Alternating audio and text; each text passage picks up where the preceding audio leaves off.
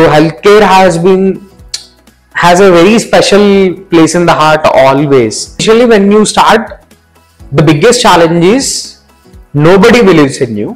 Mock Ayurveda or any other alternate sciences saying there is no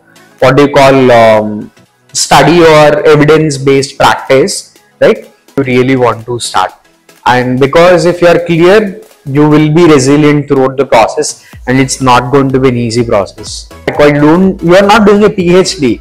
You are an entrepreneur. You need to connect the dots and you have to execute, right? So.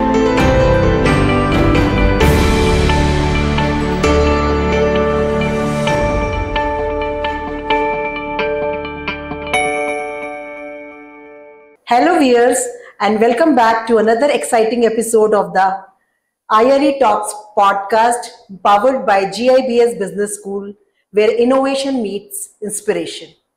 I'm your host Dr. Preeti, unveiling the truths of entrepreneurial world. We have discussed in our previous podcast how health plays an important role in your life, and the innovations in this field are amazing. Pregnancy, a significant and transformational period in the life of a woman, is often comes with various challenges, both physical and emotional. Our guest today has successfully utilized technology and created an application that helps women to understand and take care of themselves during pregnancy. We have with us today the co-founder and CEO of iMumz, the Shark Tank India featured Mr. Ravi Teja Akondi. By building iMumz, Mr. Ravi has created a revolution approach in the maternal health. He manages the product, programs and operations at iMumz. Mr. Ravi holds an integrated dual degree, Industrial Management in Mechanical Engineering from Indian Institute of Technology, BHU, Varanasi. Welcome, sir. Welcome. Thank you. And thank you so much for accepting our invitation. And we are looking forward to meet you today. We are truly eager to know about what makes you so remarkable. So, how was your upbringing and the education? I think upbringing and education plays a very important role in everyone's growth. So I'm very, very lucky to have a very good upbringing. I'm born and brought up in a very middle class family, where my parents always taught me the importance of hard work and money. I think most of the 90s kids who are grown up in these modest families, they have this lot of hunger that we need to come out of that bubble, do something big, etc. I grew up in this small town called Elementally in Visakhapatnam district of Andhra Pradesh. I come from a traditional family of Ayurvedic doctors from 5 generations. Studied there only. The one downfall of growing in that place is you don't have a lot of exposure. Nobody will tell you like you should follow this path or you should read this or do this. These are the different career options. So almost like till my 10th and all, I lived in a bubble only without not much exposure. I should give a big credit to my mother for inculcating a lot of good values, and I think the kind of entrepreneurial spirit also comes from her to me. At the age of 52, she started her own business of home foods now, and employed 12-13 women locally and trying her best to take it ahead. So I think she's the one, she's my hero. I inspired a lot through her energy, how she seamlessly do things. And yeah, I think those are the high moments of my childhood, which always kept me inspired and grounded since till date. Okay, your education and... I studied in St. Mary's English Medium High School in my own town. It's the only private school that we have. I was blessed to be having good teachers there, and then I prepared for JEE in Visakhapatnam, and then I got into IIT BHU Varanasi for my engineering, where I did dual degree, BTech and MTech, and that's been a very transformational time.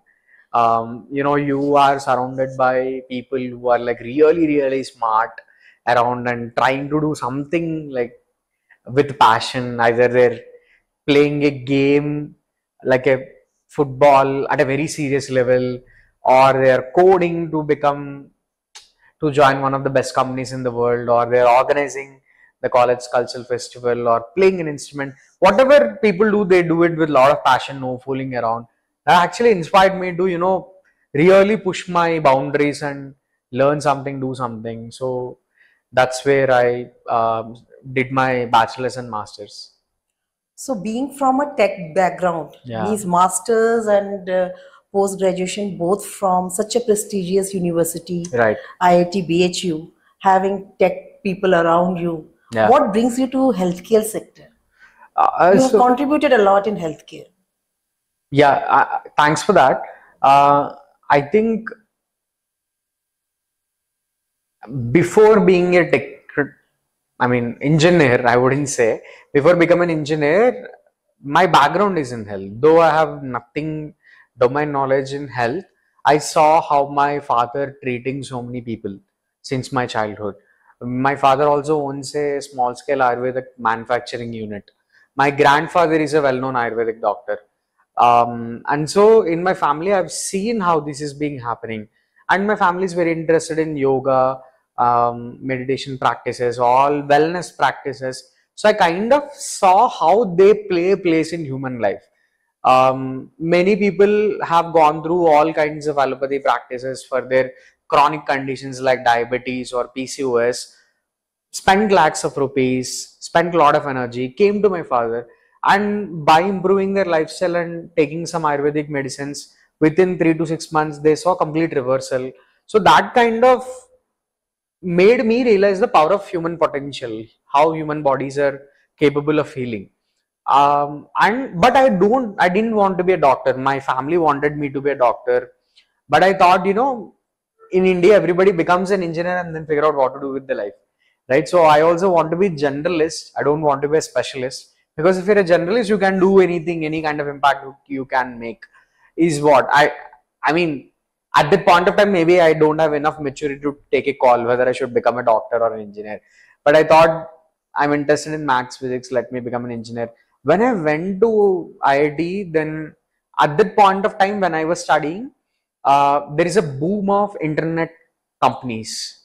Like we were entering from a web to a mobile first platform back then. I think we are the first set of batch who entered the college with the smartphone. Like we didn't have it in schooling, or while we were growing up, we entered there, and so it's mobile first generation is picking up.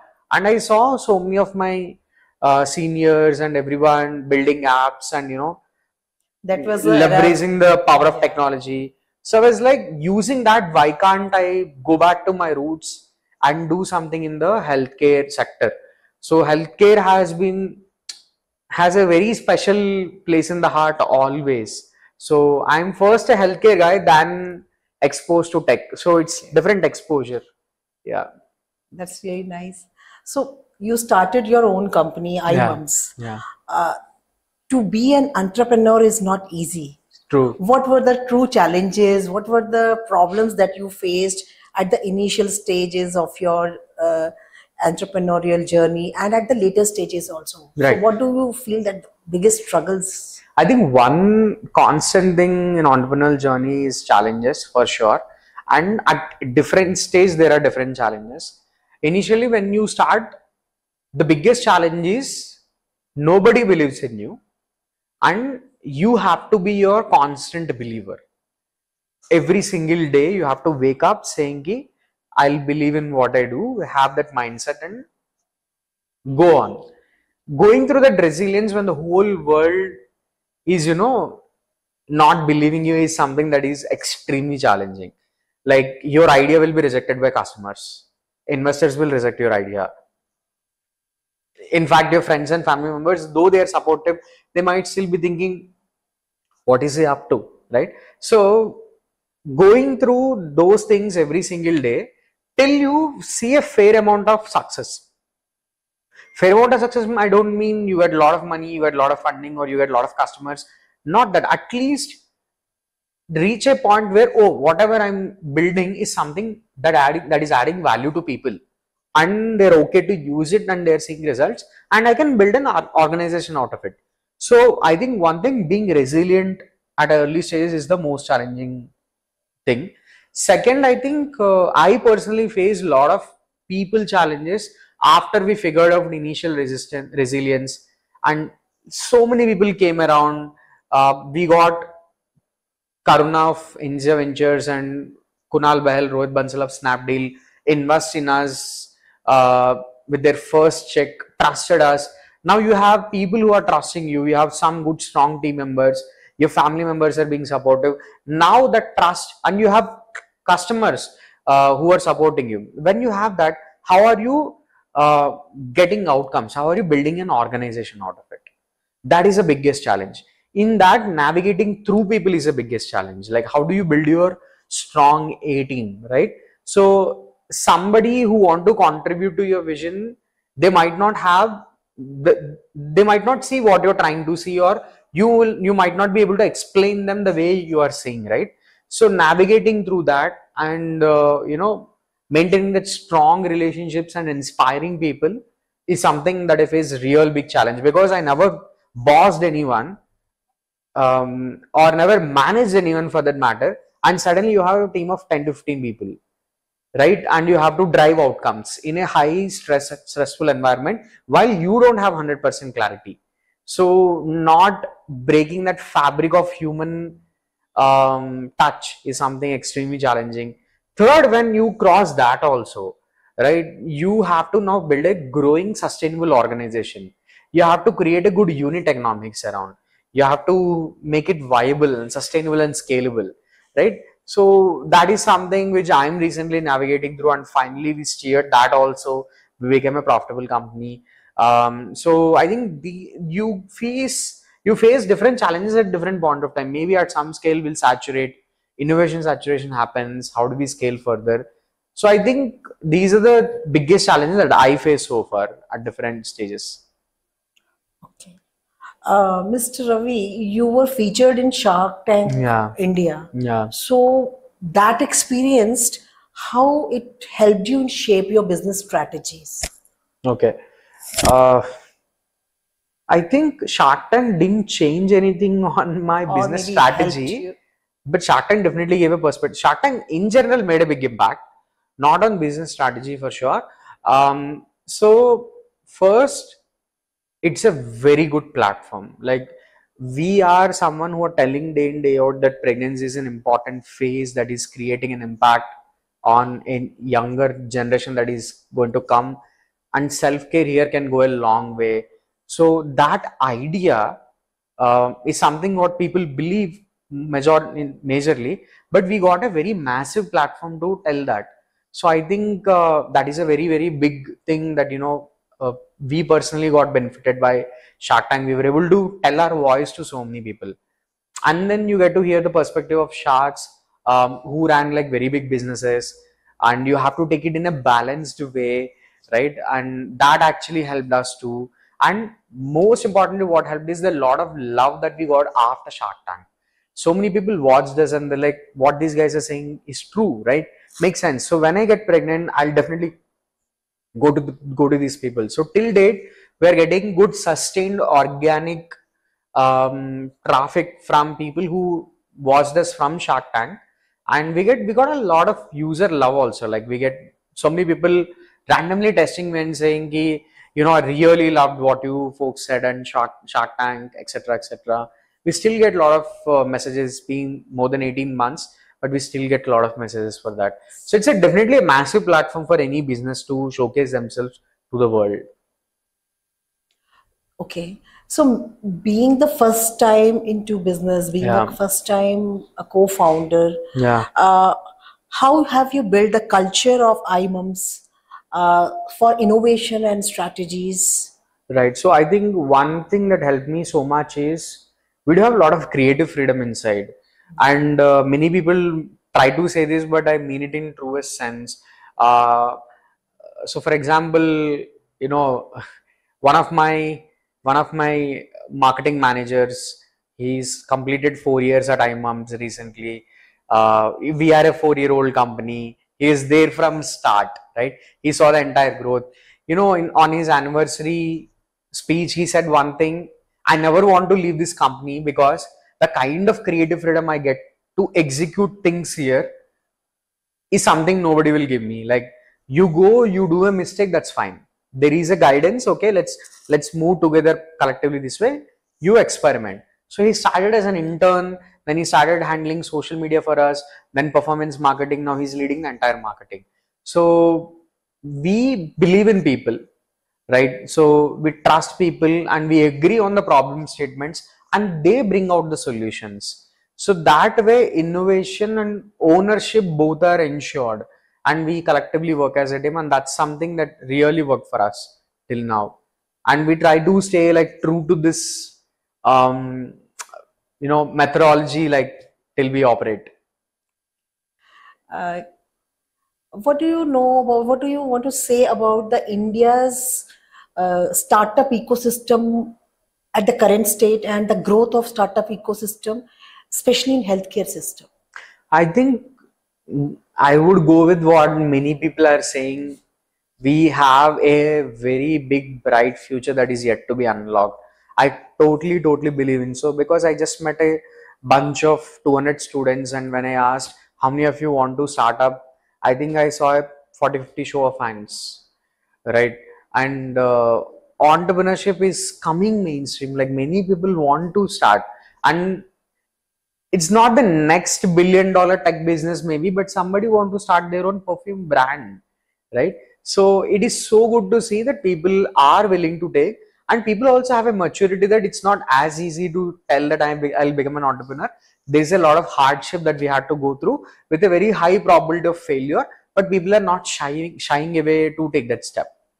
So I think India is going to see so many more builders. So when so many more people are going to give their all in to build something, we're going to see a far better future. And ecosystem, everything is being supportive. The markets, the funding trends and all, they are cyclic. They'll rise, they'll go down, depends on a lot of macro and micro environments, but the spirit of building is all time high and it's just growing. So I say very bright future. Talking about healthcare especially, there are so many areas I feel like in healthcare there is a huge gap. One big gap I see is in a care continuum. What do you mean by it is, India is a country of um, information asymmetry in terms of healthcare. We have very few doctors and so many people, right? So the attention that a doctor can give to certain person in need is quite less. And what they are doing after, in between hospital visits, where is the care continuity? So in care continuum, I see a very big disruption that is required. Some helpful services can be launched. That is, Just can you give for example, somebody has a diabetes, they consulted a diabetologist. There are a lot of lifestyle interventions they can do, and let's say they're consulting again after 1 month, what they have done at the comfort of their home, right? So somebody remotely can make them do exercises, nutrition, and give a mental well-being support, etc., and they can come back. So this is one area I believe is going to, uh, uh, there is a lot of potential. Second area is mental wellness. The modern generation, at least millennials and Gen Zs, are open to acknowledge that we need a mental wellness help also, if we need, just like we need support for our physical health. And still we don't have not many offline spaces which feel judgment free, where people can go and talk, both offline online as well. There is a company called Amaha doing well there. So I think mental wellness, access to mental wellness tools, is something I think we are going to see more trend on. It's still not an mature market, I would say, but I think that is maturing at a very big pace. I think the devices frenzy is going to continue. We are seeing so many people are launching more and more variables to continuously track. I'm personally not a big fan of tracking everything very geekily, but I think more and more innovation in that space also going to continue. One big space I'm personally interested in is, there are a lot of people who call allopathy school thought too much intervention, and sometimes that is not the right path for outcome. Many people mock Ayurveda or any other alternate sciences, saying there is no, what do you call, study or evidence based practice, right? But forgetting those arguments, we're not thinking what is best for the user. Okay, we can combine both the protocols and design something that can give better outcomes. For example, Ayurveda has a lot of success with PCOS, chronic conditions like that, and allopathy is very good with your laparoscopic surgery, etc. So if somebody is there just not optimizing or thinking only from one perspective, combining multiple perspectives and creating a comprehensive evaluation with multiple disciplines coming together can change a lot of outcomes. US is seeing a big boom in functional medicine right now. Many people are not going to allopaths and going for functional medicinal experts. We have our Ayurveda or homeopathy or naturopathy, so many other forms as well. So respecting what value each of these science can bring and creating a comprehensive evaluation and a comprehensive plan, I think can create better outcomes. This is one area where not many people are working on. So these are different trends. I particularly see in health, there are so many more: at home care, elder care, etc. But these are my topics. Okay. Do you want to give any suggestions to the young youth who are going to be the future founders, Yeah, I mean, especially in this competitive area? So I just would say, don't become an entrepreneur because it is glamorous. Like what the glamour we are seeing today is just a shiny surface on top. Very few success stories. So know your why. Why do you really want to start? And because if you are clear, you will be resilient throughout the process, and it's not going to be an easy process. Yeah. So don't come for the sake of it, is what I would say. Any other suggestion? There is a beautiful study that is written here. Success 88% is attitude and ownership, and 12% is knowledge and skill. Many people, they become imposters thinking that I don't know much. I don't have enough knowledge about this industry. I don't have enough uh, domain knowledge about this. I totally believe that it's not required. You're not doing a PhD. You are an entrepreneur. You need to connect the dots and you have to execute, right? So it's your intent and your ownership that's what matters, and how much you know. I think a threshold smartness will take you places, but you don't have to be extremely intelligent, or you don't need to have any PhD to create something big. Yes. But you definitely should have ownership and that resilience and willingness to do, right? So that triumphs everything. Thank you, Mr. Ravi, Yeah. for all those valuable inputs. And I hope that the audience have come closer of knowing the mastermind, Mr. Ravi. Thank you very much for your time. Thank you so much. You've been so kind with your words. I hope I was able to do some justice to this podcast. Yes.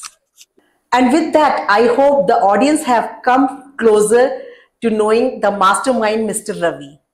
Don't forget to like, share, and subscribe to our channel at GIBS Business School, Bangalore.